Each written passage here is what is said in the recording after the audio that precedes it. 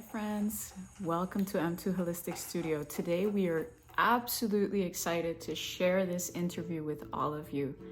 This interview is an interview with a dear friend, mentor, if you may, and also just an incredible human being that has done an insurmountable amount of work in himself and has been a provider, facilitator of ayahuasca. As Julio said it, ayahuasca is for everyone, but not everyone is for ayahuasca, because it truly is that way. So the more I've been doing this for many years now, we're in 2023, so by now it's been probably a decade for me, and I have seen many different things in this path. So I'm coming from a place of contrast, of understanding the contrast that exists within this healing path, if you may. It is interesting to say that ayahuasca can have an unraveling truth, which in the understanding of it can bring you healing. And it's understanding that dialogue. And what Julio does beautifully is guide you through the process so that you can understand that path within yourself.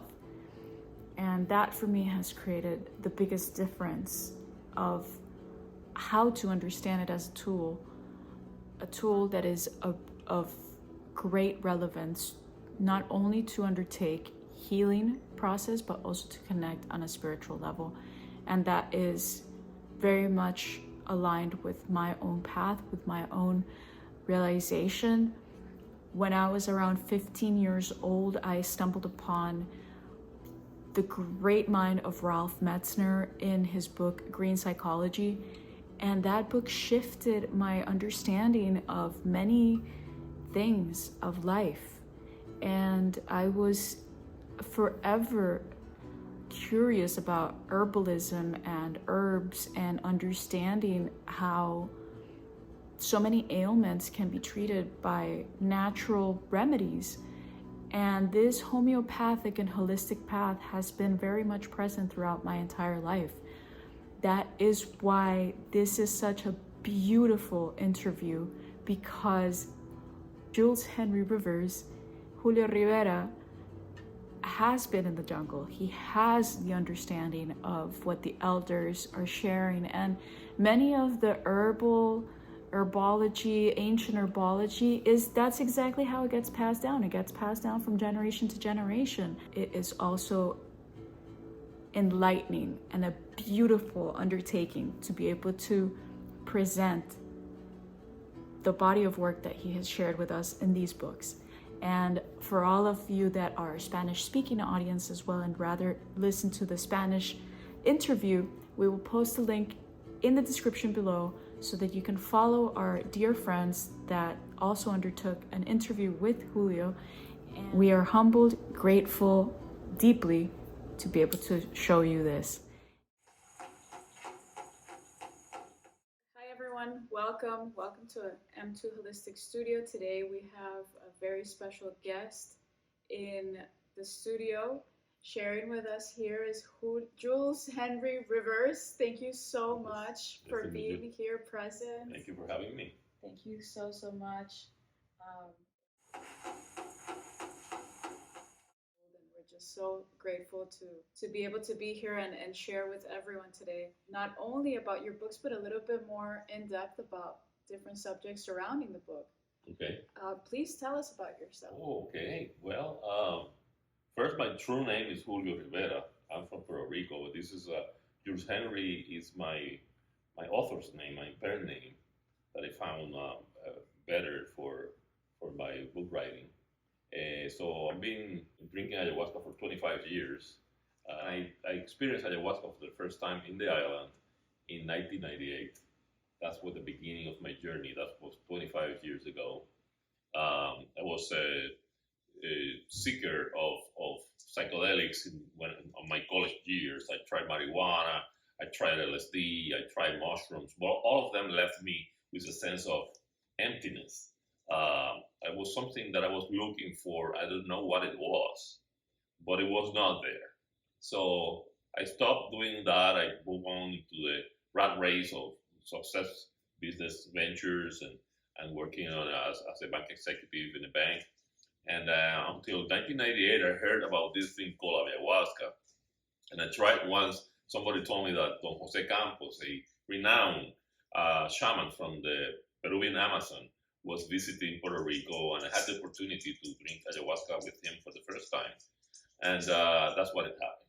It changed my life. I mean, it was something that that thing that I was looking for, I didn't know what it was. That's what it was. It was ayahuasca. It was giving me a sense of meaning, something that all the psychedelics was not giving me. And then adopted ayahuasca immediately. Became friends with Don Jose Campos.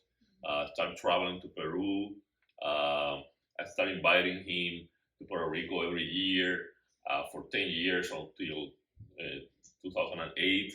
After that, from 2008, I started. I was the webmaster of Don Jose's website, and then I started putting together groups of people from all around the world to travel to Peru to do ayahuasca with Don Jose Campos. I was like the group leader every year for another 10 years. I was Don Jose Campos' apprentice for 15 years, and so I learned all of it from him. He's the only shaman I have drank ayahuasca with, and I'm not interested in drinking with any other shaman. This is my guy, still friends, and we have a nice phone conversation last week as we catch up from time to time. So this is briefly in 2007, on December 31st, I have this ayahuasca experience that inspired me or led me to become a ayahuasca facilitator. From there on, 2008, I've been facilitating ayahuasca since, and then in 2019, I have received the inspiration to start writing books. All my experience for all these 20 something years, it was time to get out of the underground. I was a facilitator, like in secret or not public, and decided to come out and write a book and be a public speaker and do conferences and panels, because for me, it was the message I received from Mother Ayahuasca was that it was time to share with the world the learnings and the teachings that I have received for so many years, and that's what the first book is about. Then I wrote a second book this year, and that basically, in a nutshell, my journey. Wow. And altogether, it's been how many years now? Well, 25 in total. That's impressive. Yeah. Been interesting, fascinating, life-changing, consciousness expanding, spiritual ascending, and a lot of other adjectives. From all the years that you've experienced, what is that personal shift or that personal change that you've noticed personally, and also with the people that you share? Well, I'm not even the shadow of what I was in 1998 when I experienced ayahuasca the first time. I was a library rat, book reader, a very nerdy, intellectual, good student, and successful in finance. So I reached my success in both car, apartment, and the view to San Juan Bay and all that. But I was empty. There was something missing. I thought that the world was totally tridimensional, and that we live in this box, and that's all about it. And when I experienced psychedelics for the first time in my college years, it changed my perception of reality. I started looking for that piece that I was missing and couldn't find it until 1998. So I was a very materialistic, very traumatized in my childhood, and coping with trying to be a better person, but struggling with actually being that good person. Because of all that baggage that was carrying subconsciously, I think that I was looking for healing. In the world that we're faced with having to become an intellectual human being and productive human being to society.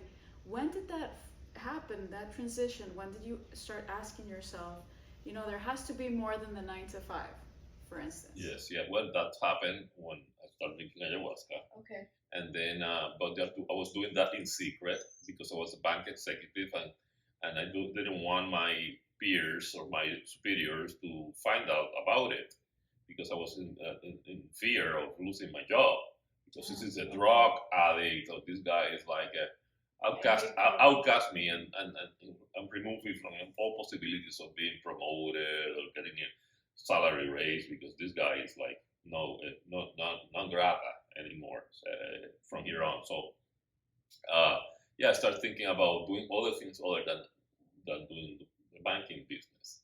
So, but every time I try to seriously consider that, I got a promotion and more money and more responsibilities, and I couldn't find an alternative job that would make as much money as I was making. So I got trapped in the money trap,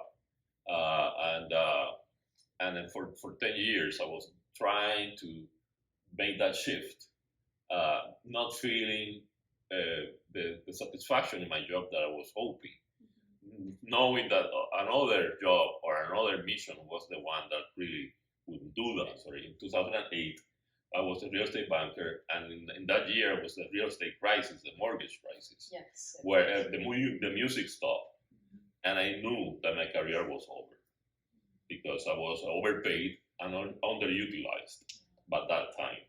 The job that was needed to be done after that, any finance guy out of college would do it, and you no longer needed a guy of my experience and my salary level. So I knew my days were counted. So I negotiated an exit with my bank, and I got some money out of it. And I think it was a wise move because all of my other friends that were at my level were fired eventually without a penny. So I was smart in leaving early because I saw it coming. So it was a monumental shift, ayahuasca in my life, and that's why 25 years later I continue doing it. The way I say it is like it's an onion that you continue to peel layer after layers. People ask me why you continue drinking for so long. I mean, well, the answer to that is that we are an infinite beings. We are light beings, surrounded by hundreds and hundreds of layers of the onion, and our mission is to peel those layers till we discover and get closer to that center, that light being that we really are. And as long as I'll be alive, I will continue trying to peel those layers as much as I can, because it's just the only thing that gives me happiness in this existence. Yes. And Don Jose Campos initiated you into becoming that facilitator. Yes. I had one ayahuasca ceremony one day, December 31st of 2007, and that was the day that I received a call directly from Mother Ayahuasca. She said that it's your time to give up all the ayahuasca that you have in your fridge. This is not yours. I not belong to you. You want ayahuasca, give that away to others, and I give you gallons and gallons of ayahuasca. And that's been the case since. I've never been short of ayahuasca, ever. It always happens that ayahuasca comes to me. So that started in January of 2008. I conducted my first ayahuasca ceremony with two friends in a remote beach of Puerto Rico, and that was my initiation as a facilitator. So that was the beginning of my. By that time, I had been being apprenticed with Don Jose Campos for 10 years. So at that time, it's become to go out more public, and I started doing ayahuasca ceremonies by that year, and from that would be like from 08 to now, it's like 18 years as facilitator. Yes. As a facilitator, when do you recognize when a person has had a breakthrough? How does that incorporate and integrate into a person's life after a ceremony? Well, it's fascinating. Ayahuasca is so powerful. It just shakes your inner self to the core, and something happens that you're not the same person. So when a breakthrough is something that It's like a peak in your journey when sometimes during the ayahuasca experience you feel very uncomfortable or sad or angry or some negative emotion. This ayahuasca is stirring your pot. Is boiling. Is making this amplifying whatever you have very mild. She puts that on a bigger level so you can perceive by yourself what's going on, and you see that in your consciousness, which is what we call the ayahuasca journey. At some point, something happens. It's like an explosion. It's like a revelation. It's like something that's an aha moment and an eureka moment. Like wow, and that's the power of ayahuasca. You realize, you connect the dots. Oh, because that's why I get angry with my dog every time, because when I was 5, this dog came to me and did this to me. So you connect the dots, and from that breakthrough, and realize that it's an aha moment. You connect unrelated events into one event. That's why. So from here on, the integration is that when you see that dog or your dog or any other dog, you are aware of that connection, and the emotional trigger that you had before against dogs, you don't have it anymore. So you see the dog, wait. Sometimes you see the reaction coming before it turns the corner. You see it coming, and then you can, because of you are aware of it, you can manage it. That is integration. Integration is to bring the breakthrough into your daily life on a daily basis, and you can manage a new self, a new person, a new behavior based on the awareness that you gain on the ayahuasca experience. Sometimes it happens automatically, like you don't care about dogs, or in the case of you stop smoking, for example, or stop drinking coffee, or doing pot or marijuana or whatever. It creates this disgust for what you're doing. So from there on, you don't even need to do an effort to stop doing smoking or whatever you were doing. Simply, you just hate it. You don't like it. So it's something happens in your brain with ayahuasca in your chip, that once you have this breakthrough, this integration happens automatically in some cases. In others, you need to be more aware because the reaction is so embedded in your brain that it tends to come up even though you are aware. So, but you need your conscious awareness to stop it at the right time. Wait a minute. Otherwise, you can come back to the old behavior if you don't stop it consciously. So it's different levels of integration. Sometimes you can do it by yourself because you are intelligent enough to realize those things. You can be your own psychologist. But sometimes it's good to talk to a friend, a trusted friend, or maybe a therapist, or maybe a psychologist. But integration can happen in many different ways. So in that case, it also helps with traumas, I would believe. Well, trauma healing is one of the biggest blessings of the ayahuasca. What happens is that we, in our subconscious, have these blockages, and ayahuasca opens the gates of the subconscious. And for some reason, the blockages that are more urgent for your well-being are the ones that are first addressed in ayahuasca. So if there's something important that you need to be addressed, ayahuasca will address that first. Like, if something not that important, even if you want to deal with that is not that important, and there's something more important and you're not aware of it, you go to the more important one. So there's a saying in ayahuasca that they say, ayahuasca will not give you what you want. Ayahuasca gives you what you need. So sometimes it's the same, but most of the time, what we want is not what we need. And ayahuasca gives you unexpected things, which is what you really need. So sometimes some people come in and they're thinking, they have a preconceived notion of what they're going to work, and they have an agenda, so to speak. Yeah, the intentions. They speak about the intentions. Some people write in a piece of paper, my intention. They even have it in the pocket during the ceremony and to review it. And this is my intention. And that's good to have an intention. But what we say in the introduction before each ceremony is to say to them, wait a minute, that's good to have your intentions. keeping that in your pocket just in case you feel lost and you don't know what's going on. But most likely, your intention is already in your subconscious mind. Your ayahuasca knows exactly what you need to be done. So just follow, flow, surrender, and ayahuasca will take care of the rest. You don't have to think much about the intention because either it's already there or this is not what you need. What you need is something else. Your intention may be very disguised of what you really need. So, and sometimes we have very shallow intentions that are not important.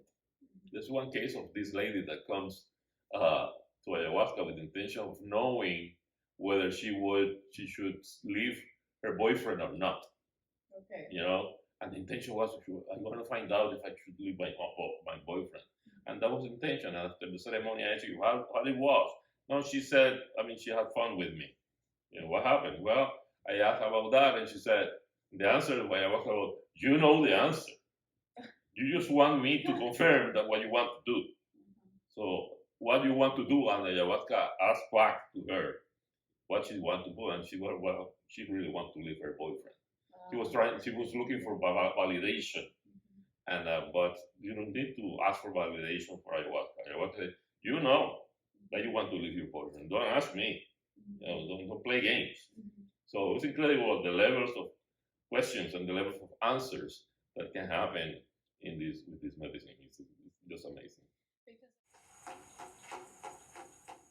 Because as you said, you're peeling the onions, you're peeling the layers of the onions, and our mind has the subconscious and the conscious, and in what realm does the ayahuasca and in the ceremony, how does that process in your mind? How does that work? How does that come together? The experience in itself? The experience in itself and after. Okay, well, it's just a neurological process. You know, the chemicals of the ayahuasca just opens. We can maybe talk about the default mode network. Yes. It's something in our brain Okay. that is what makes ayahuasca work. And not only ayahuasca, mushrooms and MDMA and other medicines. There's a part of our brain that neuroscientists named default mode network, which is a very technical name for a specific area of the brain that the function of that section of the brain is to control all the inputs that the brain has. It's like the orchestra director of the whole number of instruments that we have, like all the visual input, the auditory input, the tactile input, the olfactory input, the ideas in our mind, the risk, the survival instincts, all that is centralized in this network and make the whole spectrum of data inputs relevant and significant in one output. And this is what you think you're thinking. Oh, this and that. This is the consolidation of what you think you are. This is the I, the me inside of you. That little person inside your head is the default network. So so we are very rational, and that's what we don't. And you don't have that default. The network is to consolidate and come up with one centralized thing, and that's to give coherence to your sense of self. And that's why you think that you are the one that is watching yourself in the mirror, and this is me, okay? And that's why you don't have access to your subconscious. Your subconscious is designed to store information that is not important or relevant at that time. When you drink ayahuasca, it opens, it disables that network. It stops. It's like opening the key or closing the valves. And when you disable the orchestra director, all the instruments start playing on their own tune. They're not following the director. And then you have this idea. That's why in ayahuasca and on other psychedelics, your mind goes like crazy. You start having ideas over here, ideas over there. Every different parts of you are talking independently because there's no order in the orchestra. So this allows you the opportunity to perceive and observe all these parts of you, understand and make these new connections that make meaningful sense. You say, oh, okay, this and that, and this and that. Oh, wow, this and that. And this is the value of the psychedelic experience. It's a rearrangement, a reshuffling of the cards, and on a more efficient and cleaner way, putting out some garbage and putting your shelves in order. And that's a beautiful thing. That's the power of psychedelics and how they can heal profound issues in a person. Yeah. Because I remember there's this quote by Carl Jung, Uh-huh. a famous psychologist, that says, Sure. Once you're unconscious. I know that one. You know that one? Yeah, it says, it has very good quotes. I mean, Carl Jung is incredible. But if you make your unconscious conscious, it will direct your life and you will call it fate. Very profound. That is very deep. So this is what happens to me, I am like that, all this narrative about this impotency of making changes in life is the fate that he describes. Why? Because you have not made your unconscious conscious. And you keep repeating the cycles. Because until you make it conscious, the unconscious will run the show. And you will say, well, this is how it is, this is what I am, this is what happens to me. You're the victim of your circumstances. Because these are stored in the subconscious, and the subconscious is pulling all the strings to your life, and you don't even realize it. So with ayahuasca and other psychedelics in general, you realize that, and you make your unconscious conscious. Then the conscious is the one that runs the show, and that's the value of it. In psychedelics, though, ayahuasca is completely different than other psychedelics. So what is that difference? Well, yes, that's true. What happens in ayahuasca is have this special quality that is hard to describe. And first it works at the emotional level. I mean, other psychedelics are more like mindful, that you may understand and make those connections at the mind level, at the intellectual level, at the rational level. But emotionally, you continue to be the same person. Although you have you understand things about your past or your trauma intellectually. But then in ayahuasca, the trauma or those issues or the blockages are unblocked by relieving the trauma emotionally. And that's why you see in ayahuasca ceremonies people screaming or crying or lost in tears for hours or just very anxious. So this is the trauma coming out. Wow. So once you release it, when you relieve the experience, that could be painful and uncomfortable. You're not going to be the same anymore. It's out. It's over forever. You release it, and then you're a new person. That's when you feel relief, and you feel much better permanently. And that's beautiful. That's beautiful. So that's how the dynamics of the difference, the uniqueness of the ayahuasca experience. That is the trauma is released emotionally, and then it's gone. And that doesn't happen with other psychedelics that you can understand them, but you're still the same person because the energy of the trauma is still trapped. And that's the reason for the purge. Then you're purging out. Well, all you of these. yes, you purge out. Some people have to clarify because some people think that by purging alone you're healing. It's only a part of the healing. It's removing all these toxins out of your system that go to your stomach and you throw up out of the stomach. But that's not the full because some people think that I want to release this trauma. And when you throw up, oh, I release the trauma. That's only the beginning of the healing. Now you have to be aware of the consequences that trauma used to have in your behavior and watch for that behavior for not coming back consciously. This is So consciously, you mean when the person comes back to their life, in Back. other words, and they're in their social back context, to reality, back to their families, back to their work, and to be aware of what you learned. You threw it off, but that's not the end of the story. So that was the beginning of the story. So it's important to clarify that throwing off is not the healing. It's only a good sign that you're in good track. But it's the start of that. The start, and that you're doing well. There you go. You threw it off that thing. Oh, that's good. But now let's watch it. Okay. Yeah. So if you had a trauma that was related to a dog and you didn't like petting the dog, now when in this metaphor, now when the dog comes back, now you can pet it, or you can either pet it automatically because it's gone, that dislike for the dog, or you see the dislike coming. I say, wait a minute, this is the trauma that I saw, and you bring the dog and pet it consciously, and then you start, and then next time, it's less and less. It's like deactivating gradually that dislike. The emotional activation that because happens, it was so strong that only understanding it was not enough.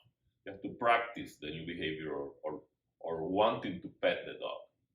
Okay, come on, dog, and they pet it, and next time you pet it, okay, until it feels so familiar that you forget that you once disliked the dogs, and then you just do your friends, and this part of your life, and you love dogs.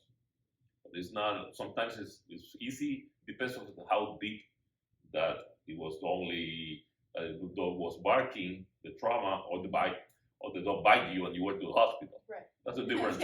That's a different trauma, Right. So degrees. degrees. So then that requires more work when you're healing that because it's deeper. Okay. It happened to me with horses. Oh really? Yeah, a horse bite me when I was a kid. Wow. Yes. Oh. And then I was terrified of horses. And I once ride a horse consciously. And it was a challenge to trust my body on top of this animal that can throw me away, and I kind of my bones broken or something. Right. So I was scared, but then I did it a couple of times, and then I started caressing the head of the horse, and it was a nice horse. They gave me a very nice horse for me to do this because I talked to the owner of the horse was my problem. Okay, they gave me a very nice horse. Very, very loyal and tame horse, So it doesn't do the same to me, So that would be terrible. Making sure. Yeah, making sure that this works for Julio, So it was very healing. The animal, I felt the energy of the animal, and I'm fine with horses now, Wow. So this is an example. Like I live in my skin. That was a true story. There's so many. There's so many. I think if we stayed around a little bit longer, and there's just too many stories. Oh, I can spend all night telling you stories about me and others. In fact, there's one book all about stories, the latest book that we can talk about that later. That's your second book. My second book, yes. Your second book. So you've written now 2 books. Right. Okay. Yeah. Okay. The first book was about putting together everything that I know about ayahuasca. It's like a textbook from college. Okay. It's hard reading, but if you want to learn about ayahuasca, that's the book to go. The first one. You don't find, and most ayahuasca books tell you about the basics. Ayahuasca is this plant that is mixed with this, with that. It comes from the Amazon. I assume in my book that you know all that, and we go out straight to the good stuff. Right. And you have over 140 topics that you can go straight to that topic and learn about it, like an encyclopedia type.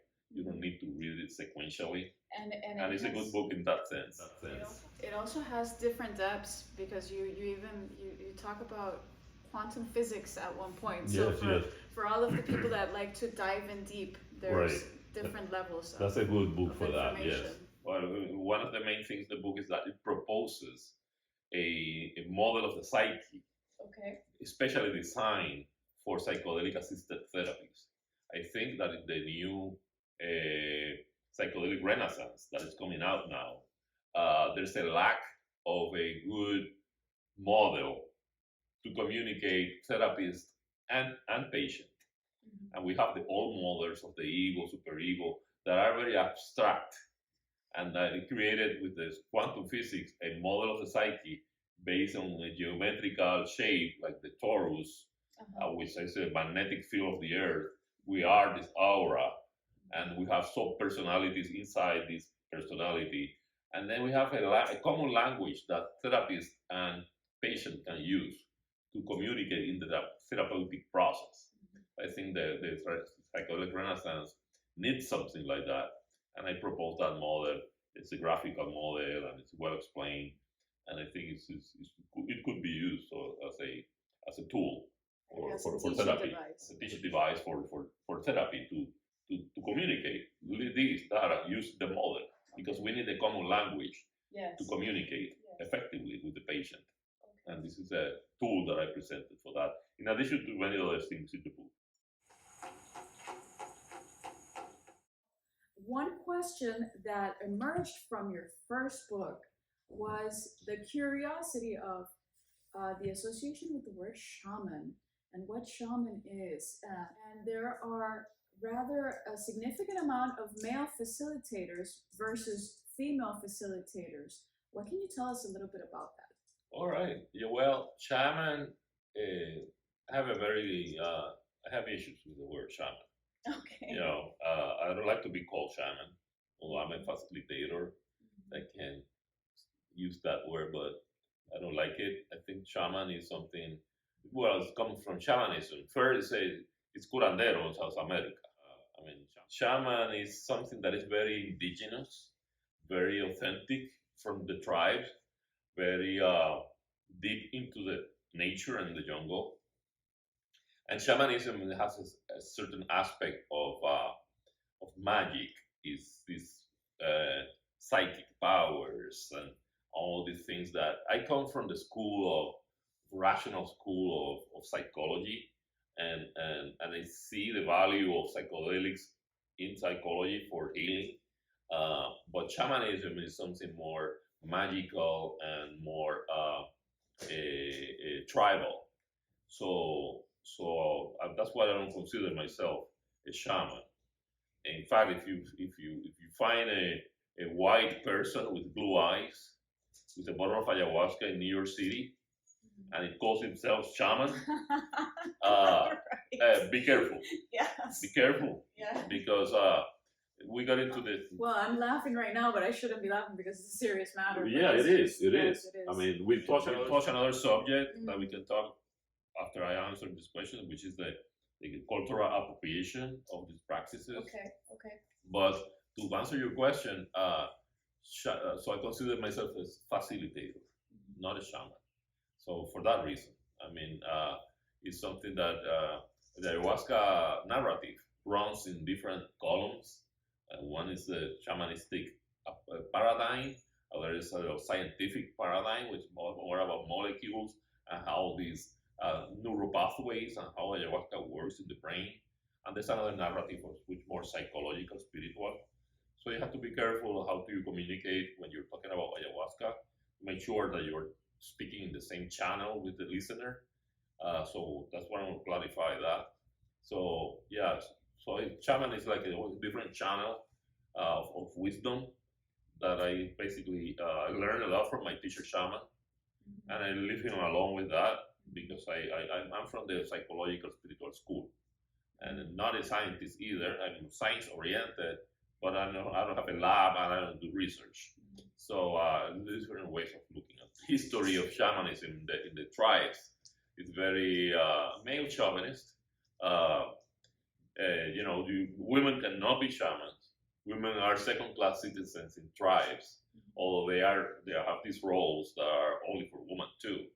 But regarding shamanism, the shamans are male, so that's why there's a lot of them.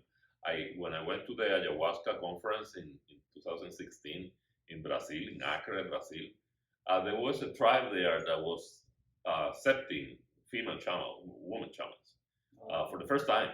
Wow. I met the first woman shaman of that tribe in Brazil. which was there in the ayahuasca conference. in showcasing the fact that there was this tribe that was accepting a shaman that is a woman. Yeah, so that was very interesting. Because if you're a woman, you're not even allowed to participate in a ceremony if you have your period, for instance. Definitely, it's very discriminatory. I mean, in my ceremonies, I never bring that subject. I don't ask the question. And if some woman asks me the question, Wow. if she's too, I don't care. I mean, that has nothing to do because there's a lot of mythology. Because this is another story of the male trying to diminish the woman. Oh, you have a period, that's bad. So this is like another opportunity to bring the male top of the woman as superiority.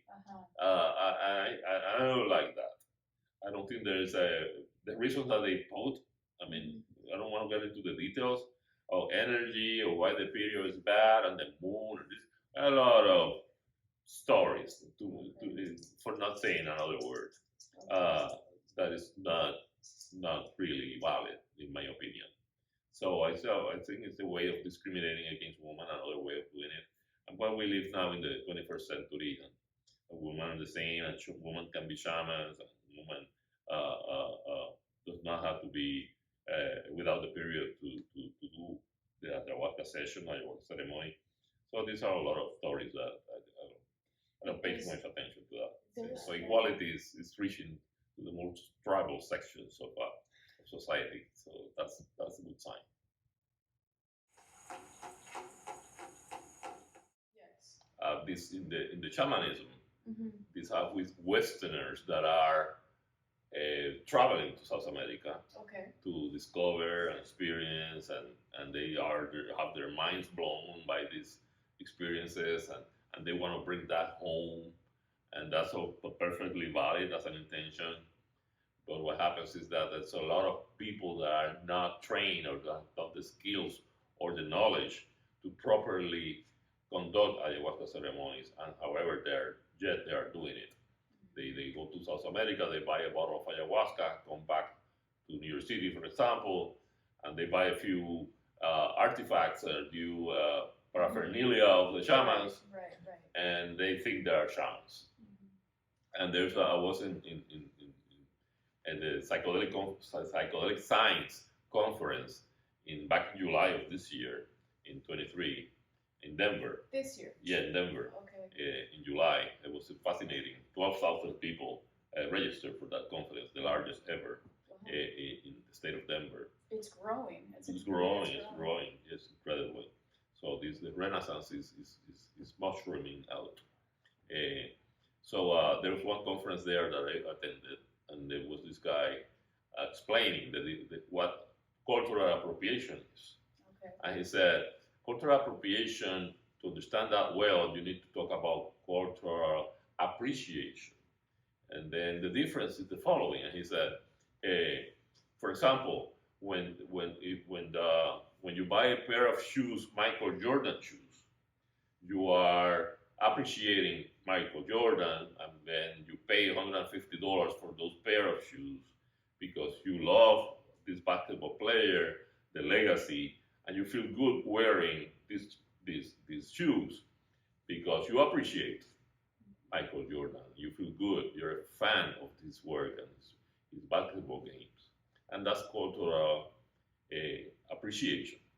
Cultural appropriation is buying these Michael Jordan shoes and going to the basketball court thinking that you can play as good as Michael Jordan. So that's cultural appreciation. Disregarding the years of training of Michael Jordan, his skills, all the sacrifices and hours of training that he needed to do to make those 3-point baskets. And then you start bragging that you are Michael Jordan, and they can do as good as Michael Jordan. And look at me, how good I play. And you just a shadow of what Michael Jordan is. So this is cultural appropriation. It's a very good example to explain the difference of what cultural appropriation is. And this is about these people that believe or want make others to believe that they are prepared or they're shamans, and they're just appropriating the cultural and making a damage to this legacy without having the proper training or preparation. So this is one a side comment that I want to make when I was speaking about shamanism. Yes. No, and thank you for bringing it up because that unfortunately creates and casts a shadow on ayahuasca. Yes. Well, as one of the final questions, how do you perceive the awakening of consciousness in humanity, precisely based on this mushroom that you said that it's happening within the psychedelic community? How do you perceive that? There's something going on. I mean, there's something going on. If you can look around in different aspects of society, and thanks to the internet that have made available so much information to everyone, there's a sort of awakening. There's a mixed signals, terrible things happen in the planet, but at the same time, great things are happening in the planet. The level of consciousness in general, I think, is growing. And I think the psychedelics have a role in this expansion of consciousness because we can see that in the healing, in psychology, in spiritual healing. And it's something that is factor. You see that in 50 years, there's this critical mass of people awakening. It's going to be bigger and bigger thanks to the psychedelic renaissance. The potential to change a humanity in itself, it's real. It's going to take years, decades, maybe, I don't know, hundreds, but psychedelics are placed, these molecules are in nature, and we have these receptors in our brain that match those molecules, and that's a promise. That's a promise for a better world. And I'm very optimistic, and that's putting my little grain of sand in doing my work because I really believe that that we can have a better future thanks to psychedelics. So this is my 10 cents of wisdom about that. Thank you, Julio. Thank you so much. And we're definitely leaving a link underneath so that you can access where you can purchase both of Julio's books. One more thing on your new book, you did talk a little bit of the psychic aspect of connecting to the deceased. Yes. As well. The subtitle of the book is Healing Unresolved Issues with the Departed and the Unborn. So this is a compilation of 20 true stories that I live myself in my work, except 19 of them are mine. And so I live these experiences with participants in my ceremonies. And these are situations where people that have felt guilty for not taking care of your mother when she was sick before passing away, or a woman that feels guilty because she had this early termination of a pregnancy, and things like that. Souls from the departed come during an ayahuasca ceremony to reconcile and make that people feel better. Just imagine that you didn't take care of your mother for the last year before she passed away, and you feel guilty about it, and then you drink ayahuasca, and she comes and talks to you. It's okay, Julio, don't worry. And then you cry and you make peace with your mother, and then she lives in peace. So that's worth $1 million. I mean, that's incredible. From there on, you live. Okay, that was okay. And that's something that you lived. You didn't have to. No. I saw it. I saw it firsthand. Nobody told me about it. I saw it happening. I said, "What happened?" What happened? No, my mother, this and that. Wow. Let me write a story about that. So, for example, a woman that had this abortion because it was very special circumstances that led up to that. 10 years later, she already had 2 kids with another father who was not the guy that got her pregnant. And then she drinks ayahuasca, and this baby comes to remind her of what happened, and that it's okay, that it's fine, and this subconscious guilt that she was carrying is totally erased. Wow. And she felt like so good and thankful to the ayahuasca and to the setting that allowed that. It's incredible, and stories after stories. I just made compilation of those stories, because ayahuasca in those cases turn you into a medium, like the concept of spiritual connection with spirit.